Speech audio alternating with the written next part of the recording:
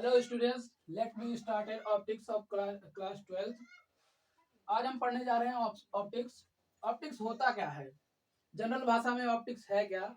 Optics को समझने के लिए पहले हम देखते हैं कि दिन में वस्तुएं जो होती हैं हमें दिखाई देती है और रात्रि में वही वस्तुएं हमें नहीं दिखाई देती हैं। ऐसा क्यों? रात में वही वस्तुएं हमें नहीं दिखाई देती, ऐसा क्यों? क्योंकि प्रकाशिकी की परिघटनाओं द्वारा ही कोई वस्तु हमें विजिबल होती है, दर्शनीय होती है, देखी जा सकती है।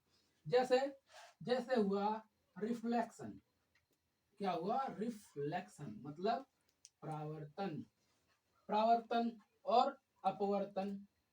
अपवर्तन के भी बहुत महत्वपूर्ण योगदान है ऑप्टिक्स में। उसके बाद आता है ध्रुवण, पोलराइजेशन, और फिर आता है विवर्तन। विवर्तन का मतलब ये होता है, अगर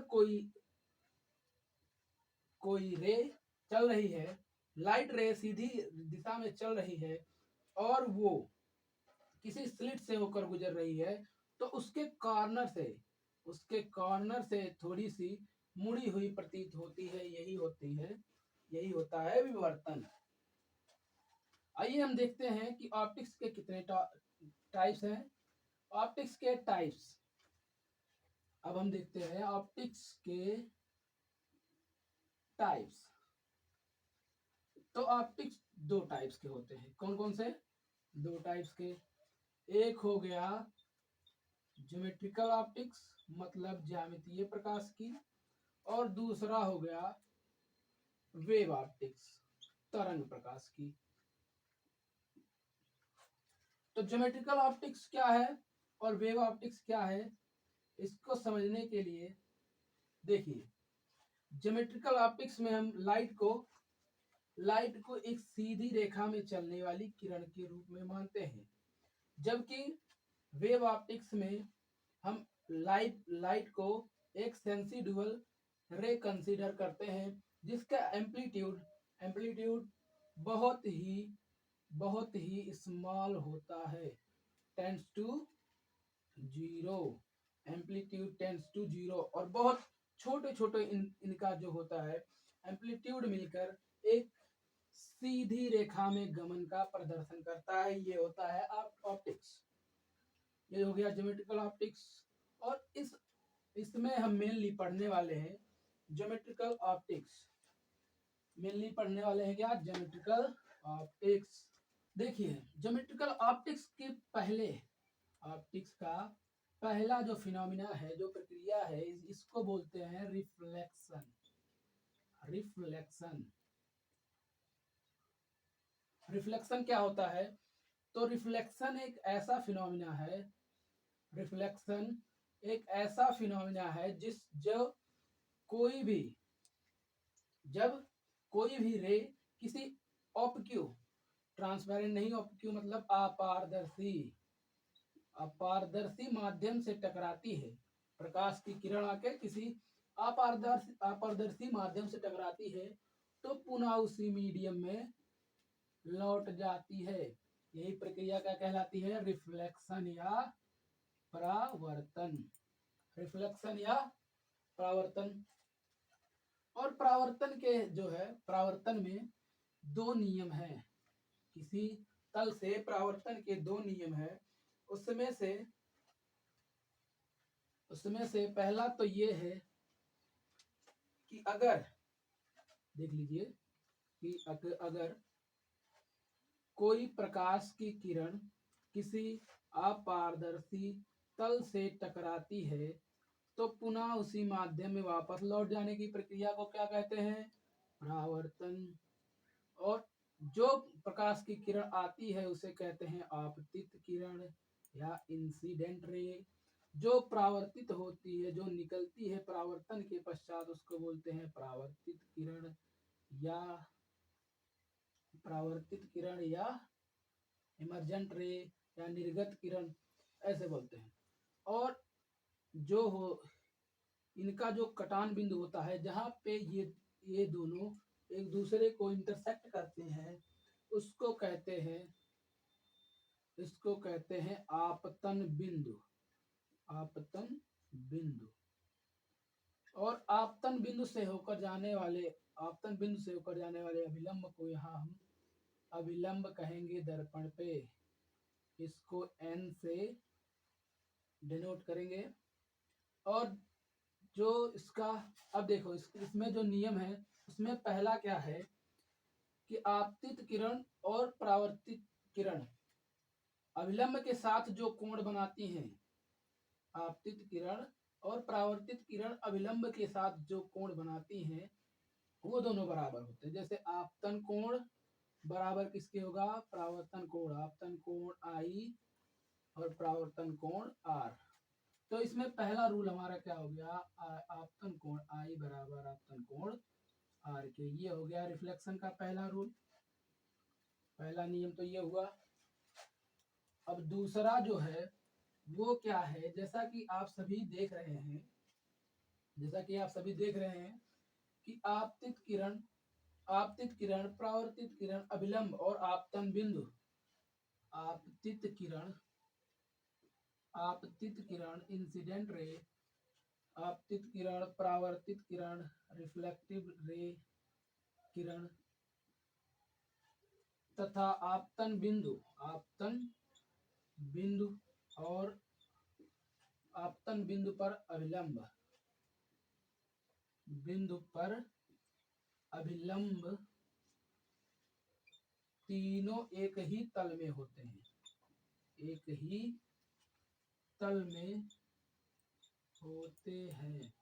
एक ही तल में होने का क्या मतलब है? एक ही तल में होने का मतलब है, अगर इंसिडेंट रे, जैसे देखिए ये तीनों एक तल, ये ब्लैक बोर्ड एक तल है, ठीक है, ये 2D तल है, ठीक है। अगर इंसिडेंट रे ऐसी आ रही है तो रिफ्लेक्टिव रे भी ऐसे आएगी, और इस पे जो आपतन बिंदु होगा ये भी, तीनों चारों एक ही तल में स्थित होंगे। यही होता है रिफ्लेक्शन का सेकंड नियम। अब देखिए इसके बाद हम देखते हैं एंगल ऑफ डेविएशन। तो एंगल ऑफ डेविएशन क्या होता है? जिसको बोलते हैं विचलन कोण। क्या?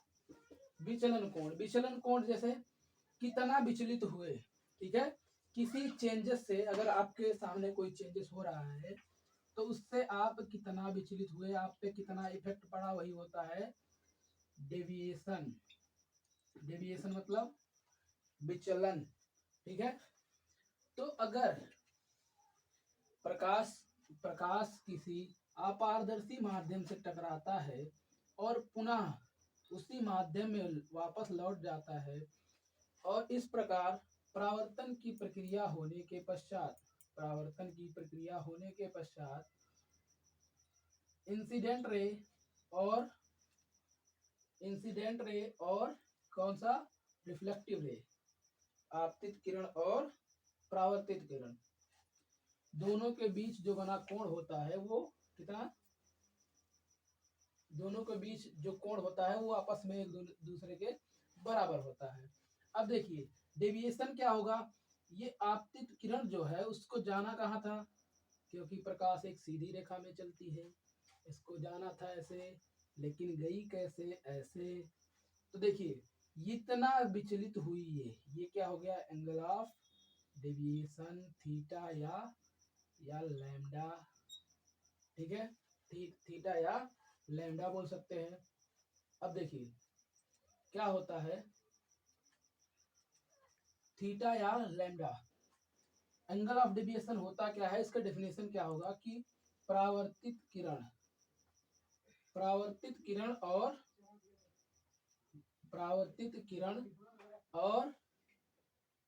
आपतित किरण के मध्य बने कोण को क्या कहते हैं? या निर्गत किरण तथा आपतित किरण के बीच बने कोण को क्या कहते हैं? एंगल ऑफ डेविएशन, विचलन कोण, या लैम्डा या थीटा। देखिए अब जो रूल होते हैं, कुछ रूल नियम जो होते हैं इसके नियम इमेज ट्रेस करने के लिए, इसको इमेज को ट्रेस करने के लिए या बनाने के लिए जो रूल होते हैं उसको देखिए। इसमें हम पहला क्या होता है, इमेज अगर ट्रेस करना है तो हमें मिनिमम 2 लाइंस की जरूरत पड़ेगी। कितने? 2 लाइंस, मिनिमम कितने? 2 लाइंस की जरूरत पड़ेगी।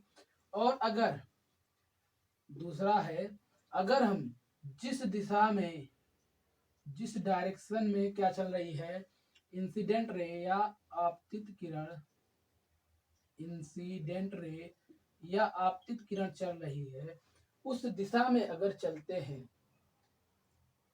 जिस दिशा में आपतित किरण चल रही है उसी दिशा में हम चलेंगे, तो हम क्या करते हैं, उस दूरी को क्या करते हैं, पॉजिटिव लेते हैं। तो डिस्टेंस जो होती है, अगर उसी दिशा में चल रहे हैं तो डिस्टेंस जो होगी उसको हम क्या करते हैं, पॉजिटिव लेते हैं। ठीक। और नेक्स्ट टर्म हमारा ये है कि अगर हम इंसिडेंट रे तो ऐसी है और हमने दूरी जो है वो माप ली इंसिडेंट रे के विपरीत, तो यहाँ पे हम जो डिस्टेंस लेंगे वो नेगेटिव होता है। और अगर ऐसे ही हम ऊंचाई को माप रहे हैं, अगर ये एक्स एक्सिस के ऊपर है तो इसको हम पॉजिटिव डिस्टेंस लेते हैं, और नीचे है तो इसको नेगेटिव डिस्टेंस लेते हैं। ठीक।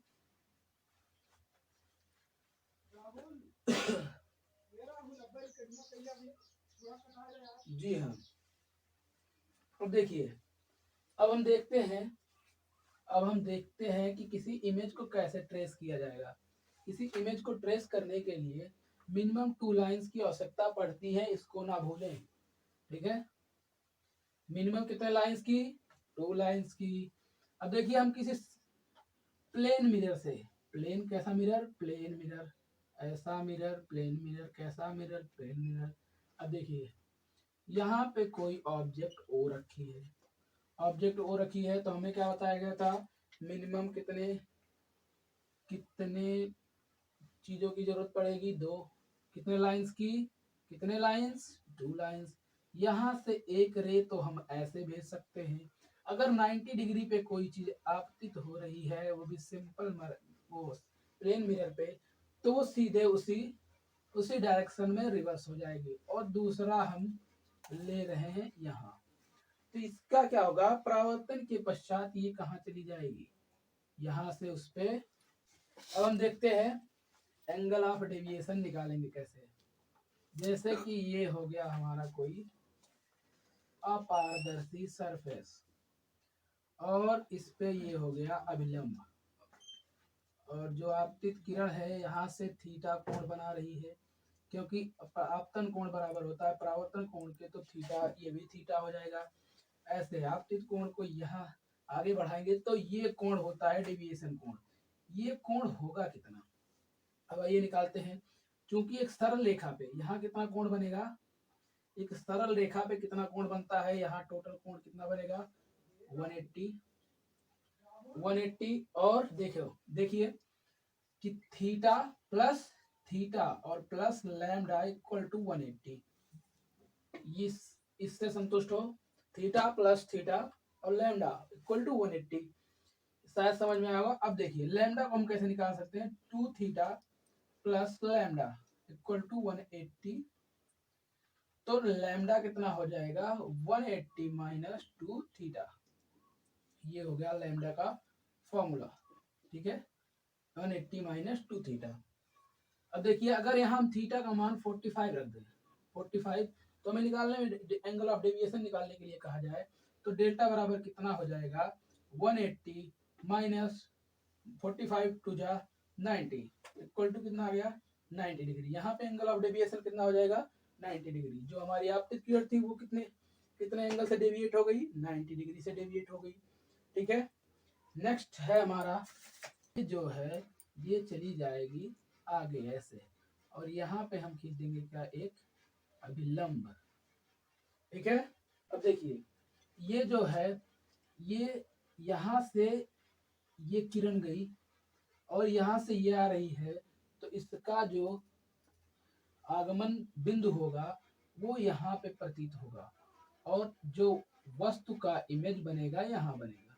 ठीक है, इमेज कहाँ बनेगा? दर्पण के पीछे। और देखिए प्लेन मिरर से जो प्लेन मिरर होता है, प्लेन मिरर अगर है तो जितनी बड़ी वस्तु है, जितनी बड़ी वस्तु उतनी ही बड़ी प्रतिबिंब, जितनी बड़ी वस्तु उतनी बड़ी प्रतिबिंब। सपोज दैट अगर आप किसी प्लेन मिरर के आगे खड़े हैं तो देखिए उस प्लेन मिरर के आगे खड़े होने से आपकी हाइट पे कोई फर्क पड़ने वाला नहीं है, ना ही आप आपकी डिस्टेंस जितनी दूरी पे खड़े हैं वो भी दूरी बरकरार रहेगी। ठीक है, और प्लेन मिरर से क्या होता है, सिर्फ चीजें क्या हो जाती, पार्श्व परिवर्तित। क्या? पार्श्व परिवर्तित। पार्श्व परिवर्तित होने का मतलब कि जैसे आपका अगर दाया इधर है तो उसे उसका वो बायां होगा, ऐसे पार्श्व परिवर्तित हो जाती है। ये इमेज जो है ये दर्पण के पीछे बन रहा है, तो ये इमेज कैसा होगा? वर्चुअल। कैसा? वर्चुअल मतलब आभासी इमेज होगा। अगला हम क्या देखते हैं कि अगर दर्पणों का समूह व्यवस्थित कर दिया जाए तो कितने प्रतिबिंब बनेंगे? समूह व्यवस्थित कर दिया जाए तो प्रतिबिंबों की संख्या कितनी होगी? इसके लिए मान लो पहले हमने क्या किया, 2 दर्पण लिए। ठीक है, कितने? 2 दर्पण। कैसे दर्पण है? प्लेन दर्पण, प्लेन मिरर, प्लेन दर्पण। ठीक है, ये पॉलिश सरफेस है जिसको पॉलिश किया गया है, पॉलिश्ड है, सिल्वर पॉलिश्ड होती है। और इनके बीच में जो है ये 90 डिग्री पे रखे गए हैं दोनों। और हम जो इनका बाइसेक्टर होता है, इनके जो डिवाइड करता है हाफ 45 में, इस पे हम रखते हैं क्या? वस्तु को रख देते हैं। वस्तु को रख देते हैं तो यहाँ पे ऑब्जेक्ट हो गया। यहाँ से हमें क्या करना होगा? 2 लाइंस को क्या करना होगा? ट्रेस करना होगा। अब देखिए यहाँ से जो इमेज का प्रतिबिंब होगा वो कहाँ बनेगा? ये जो मिरर है, पहले ये देखिए, इस मिरर का इसमें प्रतिबिंब बनेगा तो वो कैसा होगा? ऐसा होगा। ठीक है, और इस मिरर का इसमें जो प्रतिबिंब बनेगा वो भी कैसा होगा? वो ऐसा होगा। ठीक है, कैसा होगा? ऐसा। तो यहाँ पे बना कितना? I1। यहाँ से हमें क्या मिला? यहाँ क्या मिला? I2। फिर देखो यहाँ पे ये पब्लिश्ड सरफेस नहीं है तो यहाँ भी इसका परावर्तन हो सकता है, तो यहाँ कौन सा बनेगा? I3। 3 इमेज। और यहाँ से परावर्तन तो संभव नहीं है लेकिन यहाँ से हो सकता है। कितने बन गए? कितने इमेज बन गए? नंबर ऑफ इमेज कितने हो गए? नंबर ऑफ इमेज कितने हो गए? बराबर एस है, नंबर ऑफ इमेज बराबर 4 हो गए। Number of image equal to sorry 4 नहीं 3, ऑब्जेक्ट को भी जोड़ लिया था हमने। नंबर ऑफ इमेज कितने हो गए? नंबर ऑफ इमेज कितने हो गए? 3। अब नंबर ऑफ इमेज को हम निकाल कैसे सकते हैं? तो देखिए कैसे आएगा नंबर ऑफ इमेज। इसको 360 डिवाइडेड बाई थीटा माइनस 1 से निकाल सकते हैं।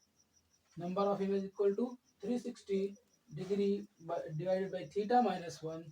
और इसको देखिए 360 डिवाइडेड बाई 90 माइनस 1, तो 94 कितना हो गया? 4 minus 1 equal to 3। Number of images कितने हो गए? 3। नंबर ऑफ इमेजेस कितने हो गए?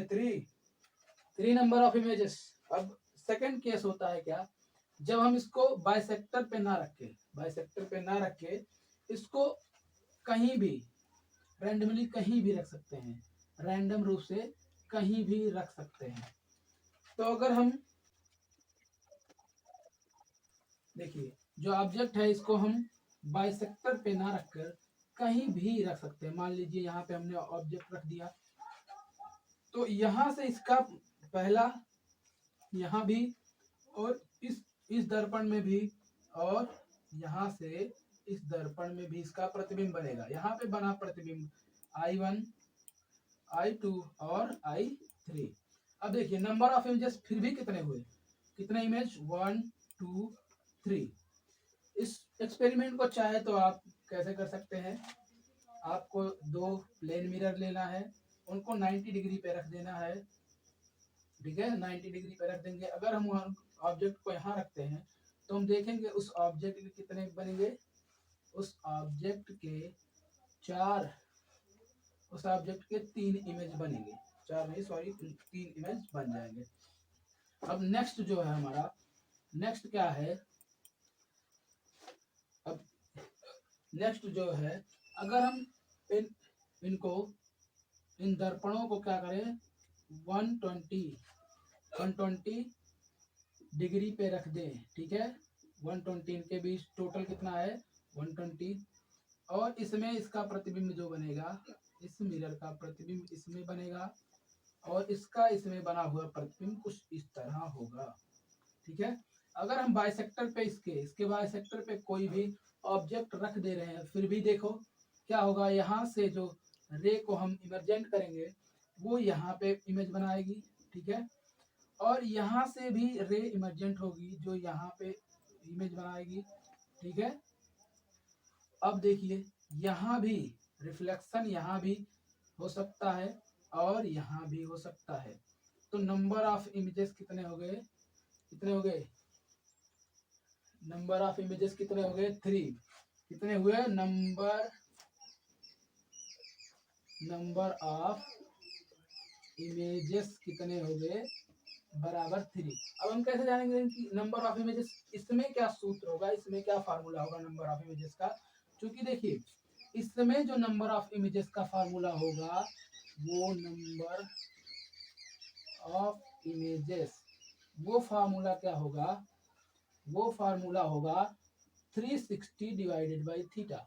यहाँ थीटा कितना है, थीटा क्या है, थीटा जो है उन मिरर के बीच का एंगल है, थीटा उन मिरर के बीच का एंगल है। अब देखिए यहाँ हम थीटा की जगह पे 120 रख देंगे तो कितना होगा 120, 120 3 जा 360, ठीक है, वो तो कितने आएंगे इमेज कितने आएंगे 3, ठीक है।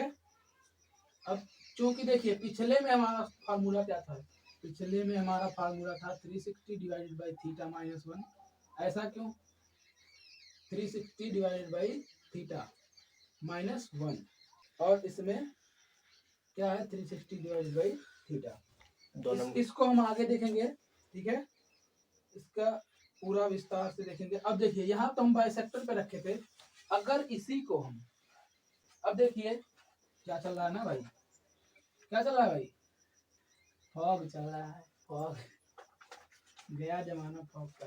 देखिए अब हम ऐसे बार बार करने से अच्छा है हम इसका एक टेबल बना लेते हैं, सारणी बना लेते हैं कि कब कितना इमेज बनेगा। तो पहले हम कितने बनाते हैं, 3 कॉलम बनाते हैं, 1 2 एंड 3, 1 2 एंड 3। फिर हम देखते हैं फर्स्ट कॉलम में क्या है, थीटा, थीटा क्या था, थीटा क्या था, angle, angle, angle between, angle between किसके, angle between mirrors, angle between mirrors. और नेक्स्ट क्या था, नंबर ऑफ इमेज का फार्मूला, नंबर ऑफ इमेज का फार्मूला।